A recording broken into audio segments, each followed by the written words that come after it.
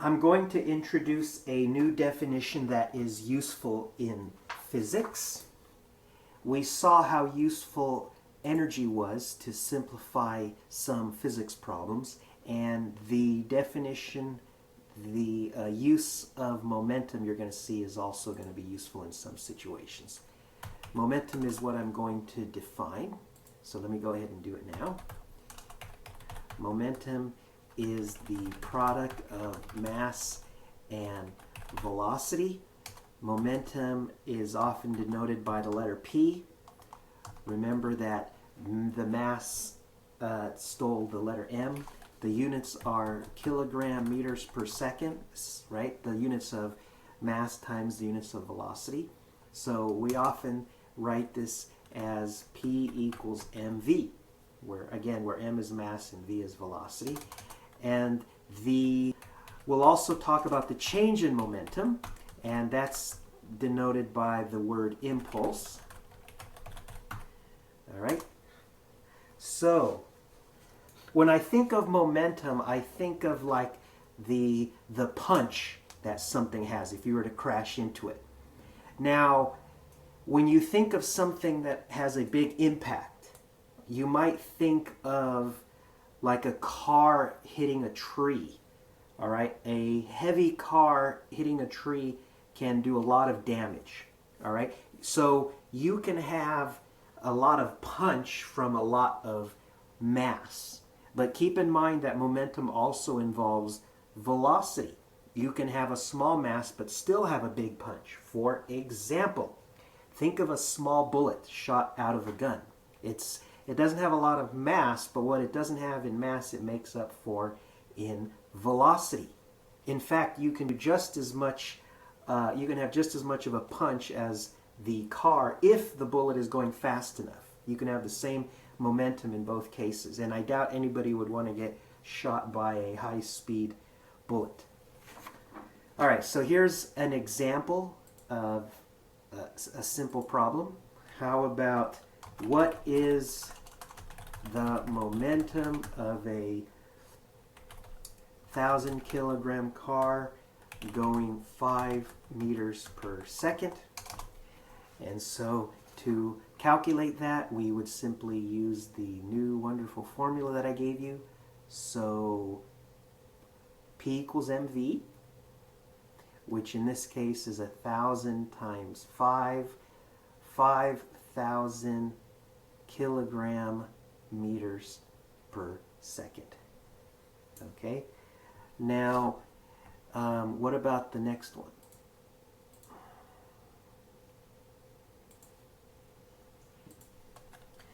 Which has more momentum? And here are the two choices. A 100-kilogram football player going 1 meter per second, so that would be a lot of punch. You probably wouldn't want to accidentally crash into that person. Or a 0.1 kilogram pebble going 100 meters per second. Maybe it was launched out of a fancy cannon or something. All right, so let's do both situations and see what we get. So we'll do P, or maybe FB for football player, and or just F, and so that would be M times V, of course, and so we will get 1, or MV 100 times 1 equals 100 kilogram meters per second. And then let's do P of the pebble, MV, and we get 0.1 times 100, and we get 1 kilogram meter per second. So in this case, the football player had a much larger momentum. If the pebble was going, let's say, 1,000 meters per second, it would have 10 kilogram meters per second. it still wouldn't compare to the football player. If instead of 0.1 kilograms, it was 10 kilograms, then it would have the same. 10 kilogram rock, I guess it wouldn't be a pebble anymore, times 100 meters per second. So that rock could have the same punch as a football player. All right?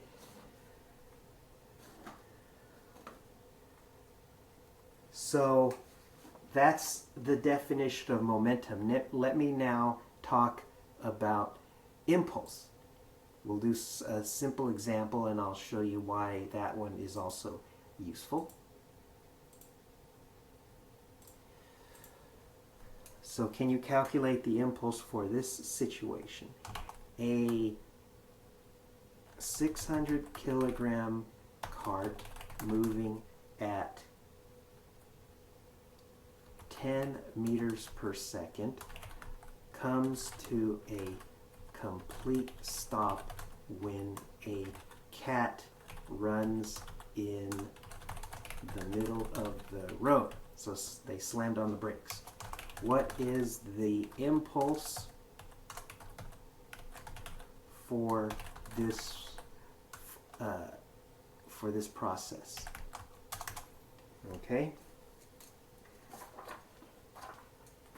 So now a more dramatic example would be car crashes into a tree. That would also come to a complete stop.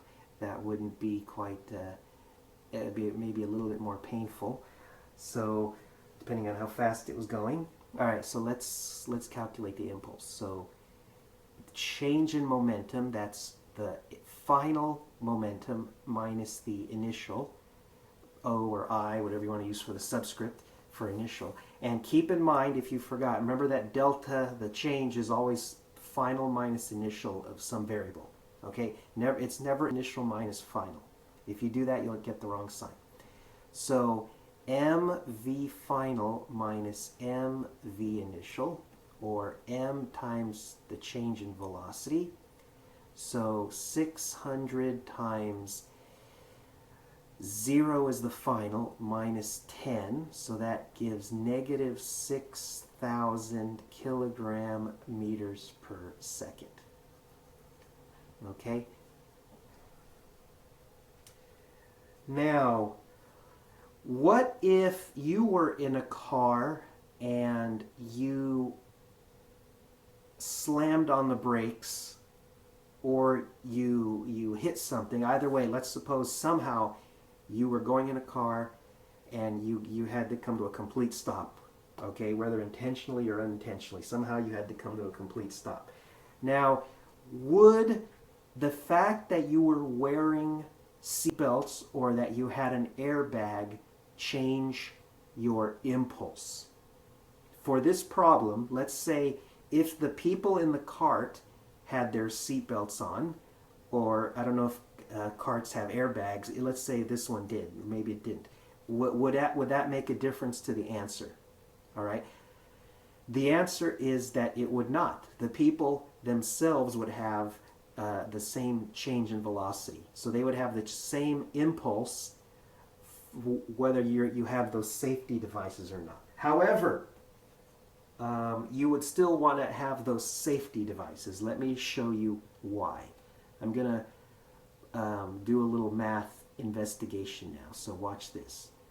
We know that the net force is equal to mass times acceleration. That's Newton's second law. All right. We also know from the definition of acceleration that this is equal to m times the change in velocity over the change in time.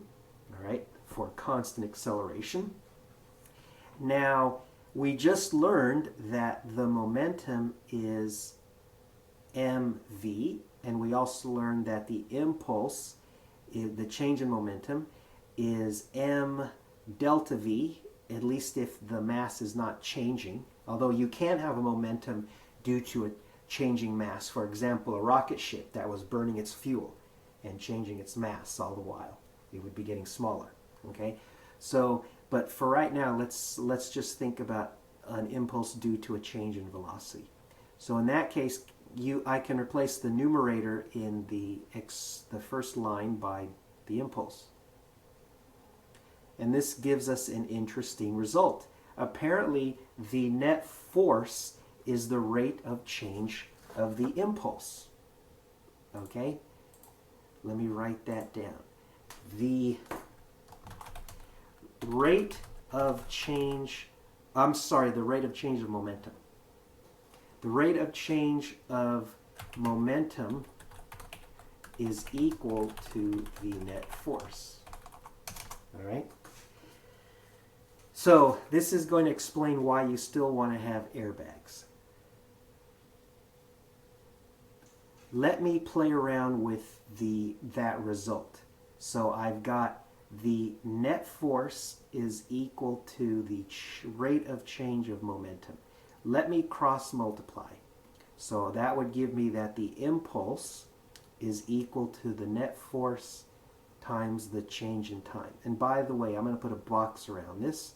This would be a useful formula to remember. So far, if you don't remember anything else from this video, remember the momentum definition and the impulse definition, and also the second, the third box is not a definition, but it's an equivalent formula to find the impulse.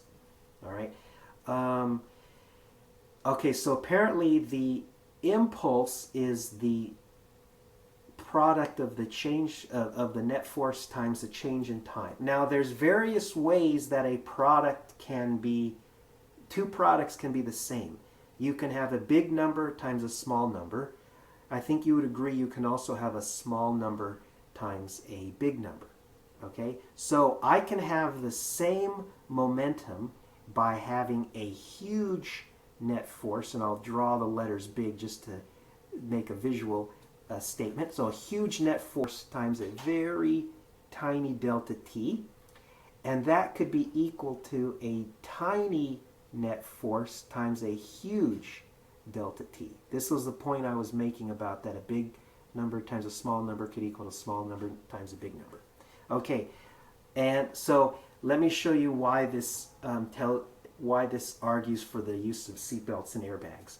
If you wear seatbelts, if you wear a seatbelt and you have an airbag, you will come to a complete stop slower than if you don't, than if you just hit the steering wheel or the dashboard.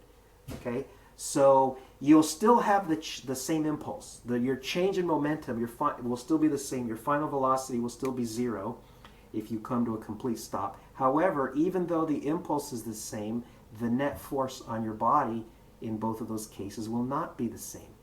All right? You have two choices. You can either come to a complete stop a little bit slower, okay, with a small force. So that's this situation. So this is the situation with airbags, okay? Or you can come to a stop really fast, and you can really damage your body by hitting the dashboard. So this side is no airbags, okay? You still have the same impulse in both cases, but one of them has a big net force, one of them has a big time. All right, big difference on how those will feel.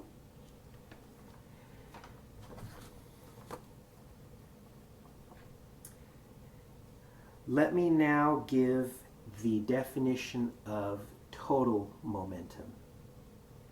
And all I'm going to say about that is that you do a vector sum to find the total momentum. So total momentum is the vector sum, and that word vector is important, vector sum of all momenta. All right, so if we have the p vector, the total momentum, momentum vector is equal to, let's say you had a box of marbles. So each marble, let's say you shook the box, each marble would have its own momentum. And so you could add up every momentum would be a vector, mass times the velocity vector, and you could add up all those vectors to talk about the total momentum of all the marbles in the box. All right? So, and this has ramifications in situations where you might not think it does. Okay, let me ask you a question. Suppose I was bouncing a basketball. All right, I don't know how the mass of a typical basketball, but let's just say it was 2 kilograms. Okay, so I have a ball, 2 kilograms, and let's say that the basketball is, let's say I'm dribbling it, I'm bouncing it. Let's say it goes down with a speed of 2 meters per second, and then it comes up when it bounces. It's a pretty hard ground, so let's say it comes up with about the same, 2 meters per second. So I'm bouncing it, so it's going up, down, up, down, up, down. What is the impulse for a bounce?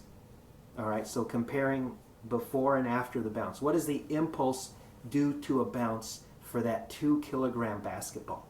Pause the video if you like and take an educated guess what the impulse for that situation would be. Okay? Now, you might think that the change in momentum is 0 because the speed has not changed. However, that would be wrong because in general, impulse momentum is a vector. Watch this. So the change in momentum, the vector, in general it'll have to be a vector, that's equal to the final momentum minus the initial momentum, and vector again. So the final momentum, let's say, is the y direction, and after the bounce it's going up, so we'll say positive.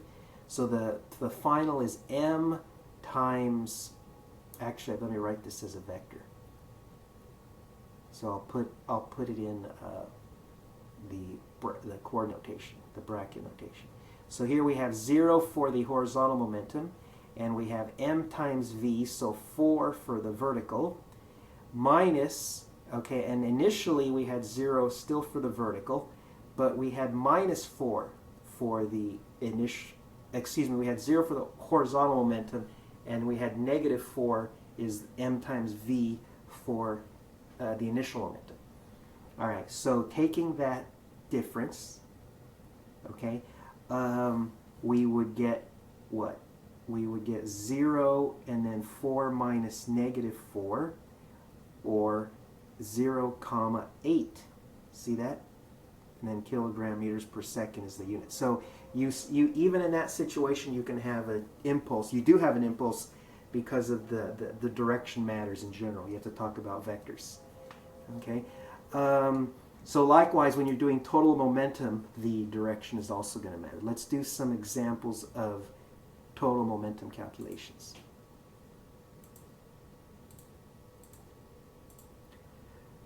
All right, so for example, 5 runners with an average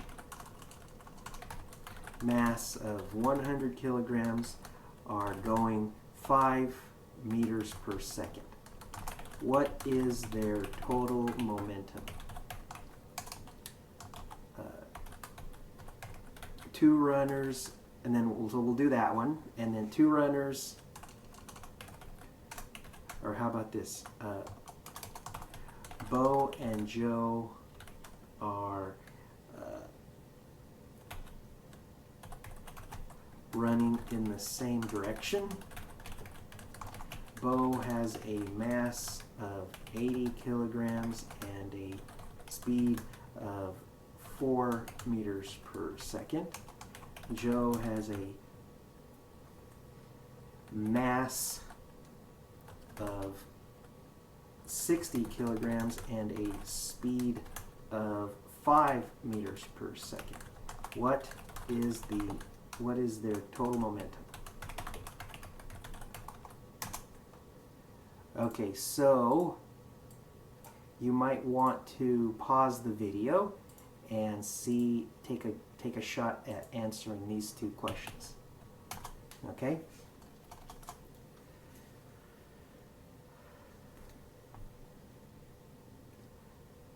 I'll go ahead and do it now. So for the first one, each runner has first let me do a single runner. P equals mv, 100 times 5, 500. And they're all in the same direction. So the total, P total would be 5 of those. 5 times, let's call that P1, the momentum of one runner. So 2,500 kilogram meters per second. For the second one, P total would be P1 plus P2. So 80 times 4 plus 60 times 5, 320 plus 300, so 620 kilogram meters per second.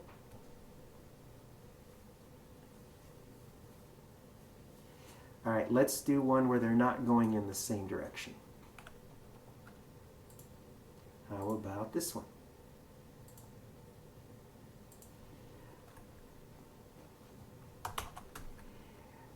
Okay, an 800 kilogram car is going, let's say, 20 meters per second to the north. A 400 kilogram car is going 40 meters per second to the south. What is their total momentum?